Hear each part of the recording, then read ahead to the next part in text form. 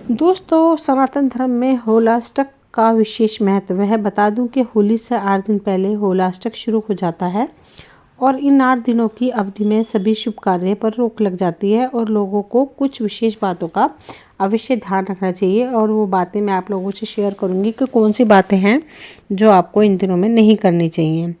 फागुन मास में होलिका दहन और होली पर्व का विशेष महत्व है, लेकिन बता दूं कि होली से 8 दिन पहले होलाष्टक शुरू हो जाता है। इन 8 दिनों की अवधि में कई मांगलिक कार्यों पर रोक लग जाती है और होलिका दहन के बाद उन्हें पुनः प्रारंभ किया जाता है। बता दूं कि इस वर्ष होलिका दहन 7 मार्च 2023 मंगलवार के दिन किया जाएगा। ऐसे में होलाष्टक 28 फरवरी से शुरू हो जाएगा। तो आइए मैं बताती हूँ कि क्यों शुभ नहीं होता है होलाष्टक और व्यक्ति को क्या नहीं करना चाहिए। दोस्तों, होलाष्टक में शुभ कार्य पे मनाही है, वो क्यों मनाही है वो मैं बताती हूँ। ज्योतिष शास्त्र में बताया गया है कि होलाष्टक की अवधि में ग्रहों की चाल को शुभ नहीं माना जाता है। वह इस अवधि में उग्र स्वभाव के हो जाते हैं, इसलिए इस होलाष्टक में किए गए शुभ कार्यों से दुष्परिणाम उत्पन्न करने का खतरा बढ़ जाता है। साथ ही पारिवारिक कलह, धन हानि और बीमारी इत्यादि का भय भी बढ़ जाता है। दोस्तों, शास्त्रों में बताया गया है कि होलाष्टक के समय विवाह, गृह प्रवेश, मुंडन, नामकरण और उपनयन संस्कार इत्यादि जैसे 16 अनुष्ठानों पर रोक लग जाती है। होलाष्टक के दिन की अवधि में हवन और यज्ञ पर रोक लग जाती है। साथ ही इस अवधि में निवेश या व्यापार नहीं शुरू करना चाहिए, इससे नुकसान का खतरा बढ़ जाता है। होलाष्टक की अवधि में नया मकान, चल अचल संपत्ति जैसे गहने और गाड़ी को खरीदना नहीं चाहिए। साथ ही इस दौरान मकान का निर्माण भी शुरू नहीं करना चाहिए। होलाष्टक का महत्व क्या है वो अभी मैं बताऊंगी। शास्त्र में बताया गया है कि होलाष्टक के समय भगवान की उपासना के लिए शुभ माना जाता है। इस अवधि में भगवान विष्णु की उपासना करने से सभी समस्याएं दूर हो जाती हैं। साथ ही होलाष्टक के 8 दिनों में व्यक्ति को निरंतर महामृत्युंजय मंत्र का जाप अवश्य करना चाहिए। ऐसा करने से अकाल मृत्यु का भय दूर हो जाता है।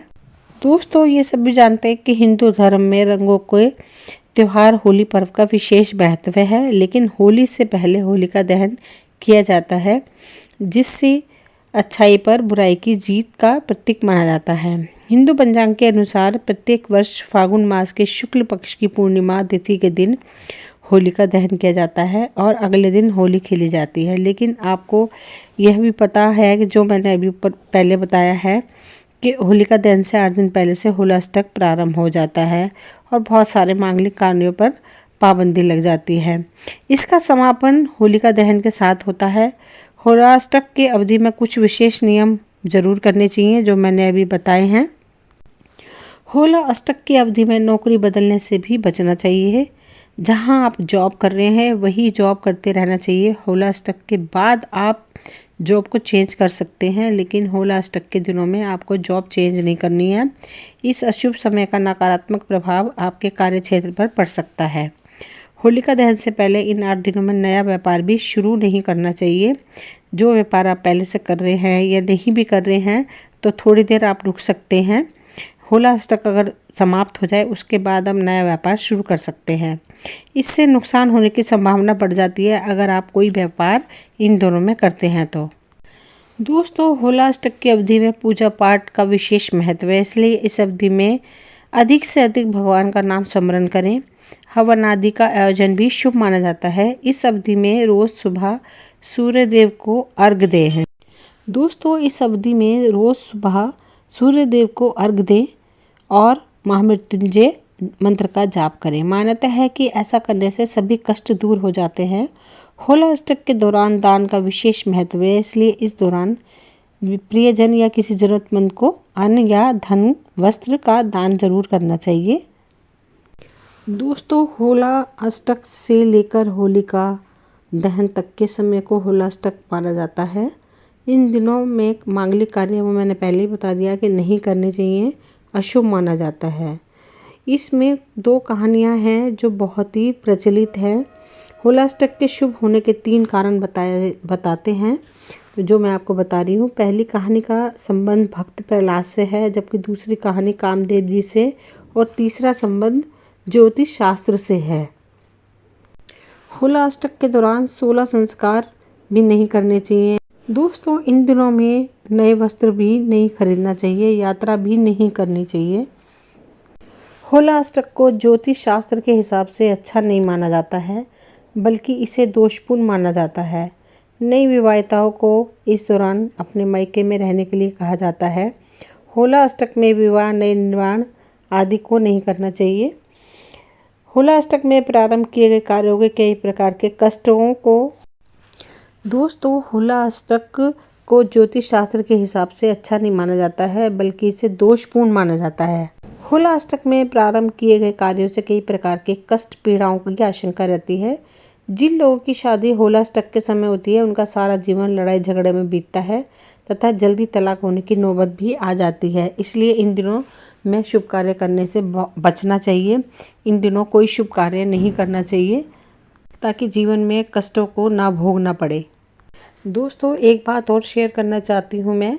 आमतौर पर होला अष्टक 8 दिन का होता है।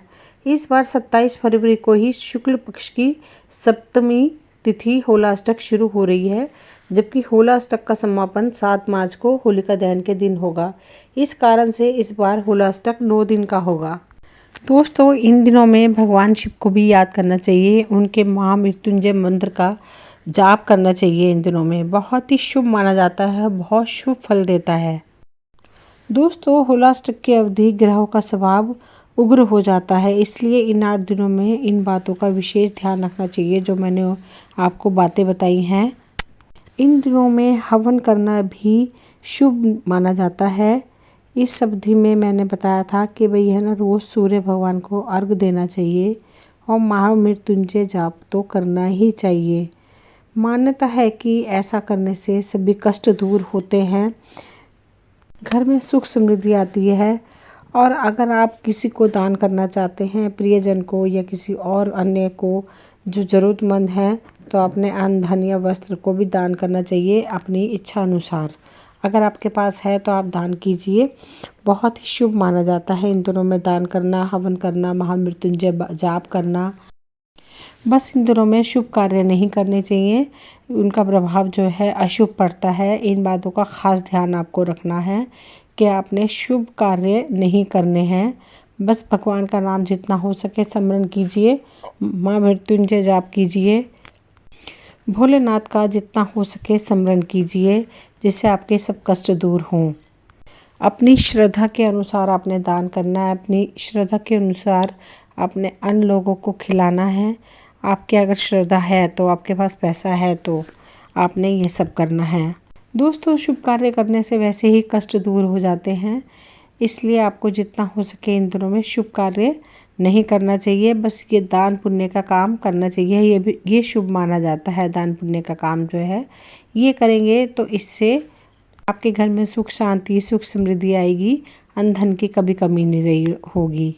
दोस्तों, ये वीडियो यहीं तक थी। मुझे उम्मीद है आपको पसंद आई होगी। अगर पसंद आई हो तो प्लीज़ लाइक, शेयर, सब्सक्राइब करें, ताकि वीडियो की नोटिफिकेशन समय समय पर आपको मिलती रहे। मिलते हैं अगली वीडियो में। Thank you.